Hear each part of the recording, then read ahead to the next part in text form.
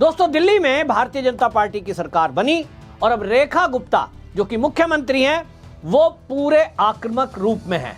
उन्होंने दिल्ली की विधानसभा में जिस तरह से एक एक करके अरविंद केजरीवाल के भ्रष्टाचार पर प्रहार किया, वहीं दूसरी तरफ नेता प्रतिपक्ष आतिशी मारलेना की बखिया उगेड़ दी। उन्होंने आतिशी मारलेना के द्वारा जो नैरेटिव बनाया जा रहा है उसकी भी पोल खोल दी और आतिशी मारलेना जो सवाल उठा रही थी उसका भी एक एक करके जवाब दिया। एक बात तो तय है कि रेखा गुप्ता ने यह सिद्ध कर दिया है कि जो भारतीय जनता पार्टी आलाकमान ने उनका चयन मुख्यमंत्री के रूप में किया वो वाकई में काबिले तारीफ था। बहुत सोच समझकर रेखा गुप्ता का चयन किया गया, अब यह दिखाई दे रहा है। सोचिए, आज रेखा गुप्ता सीएम है, यदि इसकी जगह कोई पुरुष होता तो यही आम आदमी पार्टी के नौटंकीबाज लोग ये कह रहे होते कि भाई आतिशी क्योंकि महिला है और ये भारतीय जनता पार्टी देखिए महिला विरोधी है, महिला को बोलने नहीं दिया जा रहा है। लेकिन आज आम आदमी पार्टी का कोई भी नैरेटिव चल नहीं रहा है। ये बात अलग है कि विधानसभा में नाटक, नौटंकी और ड्रामा करने वाले लोगों को विजेंद्र गुप्ता जो स्पीकर हैं उन्होंने उठाकर बाहर फेंक दिया और वहां भी आतिशी मारलेना सड़क पर धरना प्रदर्शन कर रही थी तो उनकी एंट्री भी बैन कर दी और पुलिस ने विधानसभा प्रांगण से भी उठाकर उनको जब बाहर फेंका तो मीडिया में आकर वो बयान दे रहे हैं। पूरी आम आदमी पार्टी का इकोसिस्टम ये विजेंद्र गुप्ता पर सवाल उठा रहे हैं और प्रहार कर रहे हैं कि देखिए लोकतंत्र की हत्या की जा रही है। पुराना शब्द है। वो कह रहे साहब हमें विधानसभा में घुसने से कैसे रोक देंगे, हमारी एंट्री कैसे बैन कर सकते हो, हम विधायक चुने हुए हैं। आतिशी कह रही हैं कि मैं तो नेता प्रतिपक्ष हूं, मेरे कई काम होते हैं। इस पर उन्होंने चिट्ठी का खेल शुरू किया। मैं चिट्ठी लिख रही हूं राष्ट्रपति को और फिर सड़क पे नौटंकी की। दिल्ली पुलिस के अधिकारियों ने उनको जाने नहीं दिया। अब इस पर वो मीडिया का सहारा जैसे कि पहले से आम आदमी पार्टी के लोग लेते रहे हैं, उन्होंने एक विक्टिम कार्ड खेलने की कोशिश की।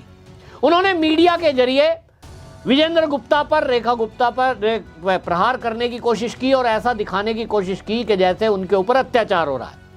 लेकिन विजेंद्र गुप्ता चिट्ठी का जवाब चिट्ठी से दिया, क्योंकि उन्होंने विधानसभा में बोलते हुए कहा कि आतिशी मारलेना ने क्योंकि अपनी चिट्ठी जो लिखी, वो चिट्ठी मुझे जो लिखी उसका जवाब मैंने दिया है और मैं मीडिया में इसलिए उसको दे रहा हूं क्योंकि आतिशी मारलेना ने इस काम पे पहल की।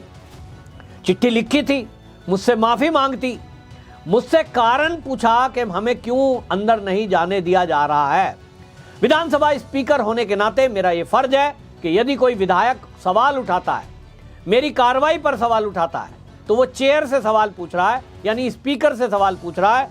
तो चिट्ठी क्योंकि मीडिया में सार्वजनिक कर दी गई, इसलिए मैं भी आतिशी मारलेना को जो मैंने जवाब दिया है, चिट्ठी का जवाब चिट्ठी से, उसको मीडिया में सार्वजनिक कर रहा हूं। और उन्होंने जो मीडिया में विजेंद्र गुप्ता ने जो चिट्ठी सार्वजनिक की उसमें उन्होंने लिखा, दिल्ली विधानसभा में जो ये हो रहा है वो लिखते हैं नियम 277 उसका पॉइंट 3D, उसमें स्पष्ट रूप से कहा गया है कि सदन की सेवा से निलंबित किए गए सदस्यों को सदन के परिसर में प्रवेश करने और सदन और समितियों की कार्रवाई में भाग लेने से रोक दिया जाएगा। स्पष्ट लिखा है। इसलिए यह स्पष्ट है कि जब किसी सदस्य को निलंबित किया जाता है तो उसे इन प्रतिबंधित क्षेत्रों में प्रवेश से वंचित कर दिया जाता है, जो एक स्थापित संसदीय परंपरा है। यह चिट्ठी बताती है कि विजेंद्र गुप्ता ने जो इनको उठाकर बाहर फिकवाया है पुलिस से, वो बिल्कुल सही कार्रवाई है और कानून सम्मत है। अब ये असल में आतिशी मारलेना की प्रॉब्लम है कि ये सोच रही थी कि जैसे इनका संजय सिंह वो ताली बजाता था गांधी की मूर्ति के नीचे संसद भवन के परिसर में बैठकर, वहां क्या नियम है वो ओम बिड़ला बताएं। लेकिन वहां भी ऐसा ही होना चाहिए कि जो मीडिया है उसमें अपना नैरेटिव झूठ बोल कर जो गढ़ने का काम किया जाता है, पहली बात तो वो मीडिया का प्रवेश वर्जित होना चाहिए। ये नाटक नौटंकी केवल मीडिया के कैमरे में आकर झूठ बोलने के लिए की जाती है। तो मैं तो ओम बिड़ला जी से भी ये कहूंगा, मोदी जी और अमित शाह से कहूंगा कि ऐसा रूल बनाएं, चाहे उसमें बीजेपी हो या कोई हो, सबके ऊपर लागू हो कि संसद में काम होना चाहिए और जो हल्ला गुल्ला करे उसे उठाकर बाहर फेंक देना चाहिए और मीडिया की एंट्री बैन होनी चाहिए। मीडिया ऐसे लोगों को दिखा रहा है, भाई एक तरह से आप देखिए कि किसी को अगर मान लीजिए रेड लाइट क्रॉस करने पर ट्रैफिक पुलिस सिग्नल क्रॉस करने पर चालान काट दे, तो जिसकी गाड़ी का चालान कटा है फिर उसका आप मीडिया में इंटरव्यू दिखाइए, क्या बोलेगा? कभी कोई व्यक्ति कहेगा हाँ जी मेरी गलती थी? वो कहेगा नहीं साहब पीली थी, अभी तो जी ग्रीन थी, वो आगे मेरी गाड़ी जा रही थी। और पुलिसकर्मी मतलब हर हाल में वो पुलिसकर्मी को ही दोषी बताएगा। ऐसी कोई व्यवस्था नहीं है कि जिन अपराधियों को पुलिस पकड़ती है या दोषी सिद्ध होते हैं उनका इंटरव्यू दिखाया जाए, हालांकि मीडिया उन्हें भी दिखाता है। ऐसे में जब संसद की कार्रवाई या विधानसभा की कार्रवाई से जो सस्पेंड हुए हैं वो मीडिया में क्यों जाएंगे? मीडिया उन्हें कवर क्यों करेगा? सड़क के बाहर करेगा अगर करेगा। ये जो मीडिया की एंट्री संसद में या विधानसभा परिसर में नहीं है तो संसद भवन के परिसर में भी जब ये धरना प्रदर्शन करते हैं ये केवल मीडिया में दिखाने के लिए करते हैं और देश की जनता को गुमराह अधिकांश केस में किया जाता है। ऐसे में आतिशी मारलेना को लग रहा था कि मैं भी वही हथकंडा अपनाऊंगी और यहीं बैठ करके ताली और डफली बजाएंगे और पूरे देश को संदेश देंगे कि बाबा साहब का अपमान हो गया। जबकि ये एक झूठा नैरेटिव है। रेखा गुप्ता जी के कार्यालय में आज भी अभी भी बाबा साहब भीमराव अंबेडकर जी की और शहीद भगत सिंह जी की मूर्ति फोटो लगी हुई है, नहीं हटाई गई। उल्टा सवाल रेखा गुप्ता ने विधानसभा में पूछा कि मूर्ति को लेकर जिस तरह से ये मुद्दा बना रहे हैं, मेरा सवाल है कि आतिशी मारलेना और केजरीवाल ने अपने कार्यालय में देश की राष्ट्रपति द्रौपदी मुर्मू जी का चित्र क्यों नहीं लगाया था? महिला भी थी, आदिवासी भी है, क्या ये उनका अपमान नहीं है? रेखा गुप्ता ने विधानसभा में भिगो कर जो इनको जूते लगाए हैं, वाकई में अब केजरीवाल और आतिशी के पास इसका कोई जवाब नहीं है। एक तरफ विजेंद्र गुप्ता हैं जो धुआंधार बैटिंग विधानसभा में स्पीकर के तौर पर कर रहे हैं और सीधी चेतावनी उन्होंने दे दी है, कायदे में रहोगे तो फायदे में रहोगे वरना इसी तरह उठाकर बाहर फेंक दिया जाएगा। अमानतुल्लाह खान ने कोशिश की थी कि वो मुद्दे पर बोलने के बजाय इस मुद्दे पर बोले। आपने देखा कि बार बार उसको चेतावनी दे दी कि या तो मुद्दे पे आ जाओ वरना इधर उधर की बातें करोगे तो मैं नंबर किसी और का लगा दूंगा। दिखाई दे रहा है कि विजेंद्र गुप्ता का जो अनुभव है वो उसके आधार पर अब दिल्ली की जो विधानसभा है वहां ना तो गाली गलौच होने देंगे ना कोई अनियमितता होने देंगे और वहां केवल होगा तो काम होगा। अगर आम आदमी पार्टी के लोगों ने नाटक नौटंकी उस विधानसभा में करने की कोशिश की तो ये शुरुआत है, उनको हमेशा के लिए यही झेलना पड़ेगा, ये दिखा दिया है। दूसरी तरफ रेखा गुप्ता के तेवर बता रहे हैं कि वो जिस तरह से दहाड़ी है विधानसभा में वो मां चंडी का रूप दिखाई दे रहा था। उन्होंने कहा कि ये जो केजरीवाल है एक एक करके उन्होंने उनके परतें खोली। उन्होंने कहा कि केजरीवाल केवल विज्ञापन का भूखा है, विज्ञापन उनको चाहिए और विज्ञापन का इस कदर भूखा है कि कई दिल्ली में जो योजनाएं थी लोगों के हित की योजना उनको लागू नहीं होने दिया। सोचिए बवाना के अंदर 51,000 मकान बनकर तैयार खड़े हैं, केवल उनको गरीबों को झुग्गी वालों को इसलिए नहीं दिया क्योंकि उसमें केजरीवाल का नाम लिखने की जिद केजरीवाल ने पकड़ी थी जो उनको अनुमति नहीं मिली। दूसरी तरफ यमुना में जहर डाल दिया, इस तरह का झूठ फैलाते हैं, अपने आप को दिल्ली का मालिक बताते हैं और 26 जनवरी जैसे राष्ट्रीय पर्व के दिन भी धरना और प्रदर्शन पर उतर जाते हैं।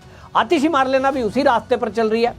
इनको लगता है धरना प्रदर्शन करते रहेंगे, जनता में और मीडिया में बने रहेंगे और अब हार तो गए हैं, इनकी कमियां नाकामियां उजागर हो रही हैं। सीएजी की रिपोर्ट एक एक करके बाहर आ रही है तो दिल्ली की जनता इन पर थू थू करेगी कि जो अपने आप को रोल मॉडल बताते थे, वर्ल्ड क्लास मोहल्ला क्लिनिक का गुणगान करते थे, वर्ल्ड क्लास शिक्षा मॉडल बताते थे, ये तो सब भ्रष्टाचारी निकले।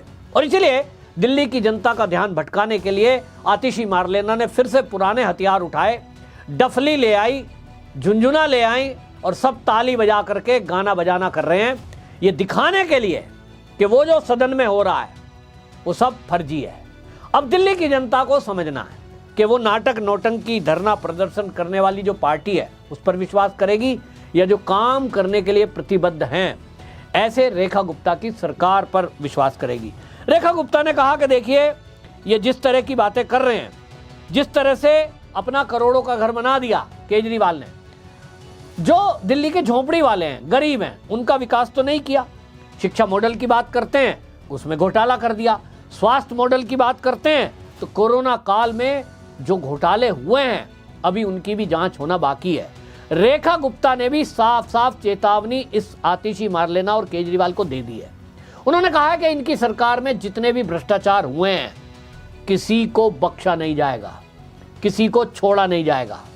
ये उनका जो वचन था, जो शब्द थे, उसमें ताकत दिखाई दे रही थी और वो बता रही थी कि रेखा गुप्ता किसी को बख्शने वाली नहीं है।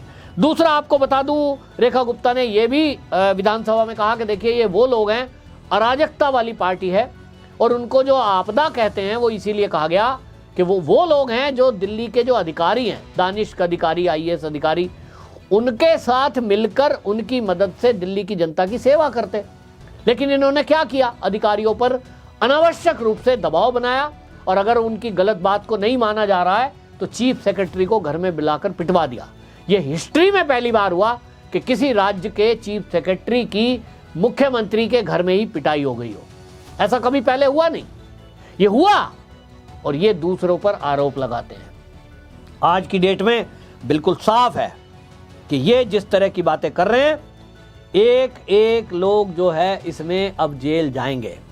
वहीं रेखा गुप्ता ने यह भी साफ कर दिया कि जिस तरह से केजरीवाल की सरकार रही या आतिशी मार्लेना की सरकार, इन दोनों सरकारों में, आतिशी मार्लेना तो बाद में रही है, जब तक तो आम आदमी पार्टी की ही MCD में सरकार थी, लेकिन जब केजरीवाल मुख्यमंत्री थे उस समय भारतीय जनता पार्टी की MCD पर सरकार थी। और ये क्या कर रहे थे केजरीवाल, 6-6 महीने तक MCD कर्मचारियों का वेतन नहीं दिया जा रहा था। कर्मचारी परेशान थे, केजरीवाल फंड रिलीज नहीं करते थे, आए दिन MCD को कोर्ट का रुख करना पड़ता था। कोर्ट का आदेश हुआ तब जाकर के फंड रिलीज हुआ। ये करने के लिए ताकि भारतीय जनता पार्टी का जो MCD है वो बदनाम हो जाए। लेकिन उसके उलट आज रेखा गुप्ता की सरकार है तो उन्होंने विधानसभा में दिल्ली के खड़े होकर यह बताया और उसकी काफी तारीफ भी हो रही है। रेखा गुप्ता ने कहा कि देखिए हमारी सरकार आई है तो हमने तय किया है कि हम सरकार के नाते दिल्ली वालों की सेवा करेंगे, जो हमसे बन पड़ेगा हम MCD की भी मदद करेंगे और बदले की भावना से MCD के साथ कोई भेदभाव उस तरह का नहीं होगा जैसा केजरीवाल की सरकार में हुआ था। उन्होंने विधानसभा को बताया कि हमने MCD का 192 करोड़ रुपया वो आज ही रिलीज कर दिया है। अब ये एक हेल्दी प्रैक्टिस है कि आप अगर मुख्यमंत्री हैं, आपके अंडर में MCD भी आती है और सभी विभाग आते हैं, तो आप सबको साथ लेके चलें। रेखा गुप्ता के पहले ही इस भाषण से एक बात और है, पूरे देश के अंदर चर्चा हो रही है कि जो बीजेपी के शीर्ष ने रेखा गुप्ता को चुना है, वो चयन वाकई में बहुत खूबसूरत था, क्योंकि शब्दों का चयन भी रेखा गुप्ता का बहुत बेहतरीन था। दूसरी तरफ उनका जो रुख था और जो भाषण था, वो जहां एक तरफ अगले आने वाले दिनों की आहट बता रहा था कि किस तरह से अब दिल्ली में माहौल बदलने वाला है, वहीं दूसरी तरफ भ्रष्टाचारियों के लिए कपकपी पैदा करने वाला था। जिस मजबूती के साथ रेखा गुप्ता ने भ्रष्टाचारियों को नकेल रखने के लिए एक चेतावनी दे डाली और ये घोषणा कर दी कि किसी को नहीं बख्शा जाएगा, पूरी दिल्ली के उन भ्रष्ट अधिकारियों में हड़कंप मचा हुआ है जिन्होंने पिछली सरकारों में रहकर नेताओं के साथ मिलकर कुछ ना कुछ भ्रष्टाचार किए हैं। बिल्कुल इरादा साफ है, दिल्ली की मुख्यमंत्री रेखा गुप्ता हो या विधानसभा के अध्यक्ष विजेंद्र गुप्ता हो, अब आम आदमी पार्टी के नेताओं को बताया जाएगा और इन्हें सिखा दिया जाएगा कि संविधान क्या होता है, कानून क्या होता है। अराजकता से सरकार नहीं चलेगी। तो विजेंद्र गुप्ता का चयन स्पीकर के लिए किया गया है जिनको कानून की पूरी जानकारी और पुराना अनुभव है। आज उनका भी वो रूप देखने को मिला कि आप सामने वाला आतिशी मार्लेना और आम आदमी पार्टी जिस हथियार का उपयोग करेंगे उसका जवाब उसी हथियार से दिया जाएगा। आपने मीडिया और सोशल मीडिया का सहारा लिया, आपने चिट्ठी को सार्वजनिक कर दिया जबकि वो ऑफिशियल चिट्ठी थी, तो विजेंद्र गुप्ता ने भी तय कर लिया कि हम भी आपका जवाब आप ही के तरीके से देंगे। तो मीडिया, सोशल मीडिया पर जाना विजेंद्र गुप्ता को भी आता है और उन्होंने बता दिया कि आप जो भी दुहाई दें, आप राष्ट्रपति के नाम पर सड़क पर नौटंकी करें, कुछ करें, नियम कायदे कानून से आपको जवाब दिया जाएगा और आपकी किसी भी बदतमीजी को सहन नहीं किया जाएगा। रेखा गुप्ता के पहले भाषण और विजेंद्र गुप्ता के एक्शन, इन दोनों से एक बात बिल्कुल साफ है कि अब दिल्ली में केवल काम होगा, नाटक नौटंकी करने वाले और डफली गैंग जो है ये आपको सड़कों पे दिखाई देगा, लेकिन विधानसभा के आसपास तो ये फटकने भी नहीं दिए जाएंगे। ये विजेंद्र गुप्ता के लेटर से साफ हो गया है। आपकी क्या राय है कमेंट बॉक्स में जरूर बताएं। वीडियो को शेयर भी करें। वंदे मातरम।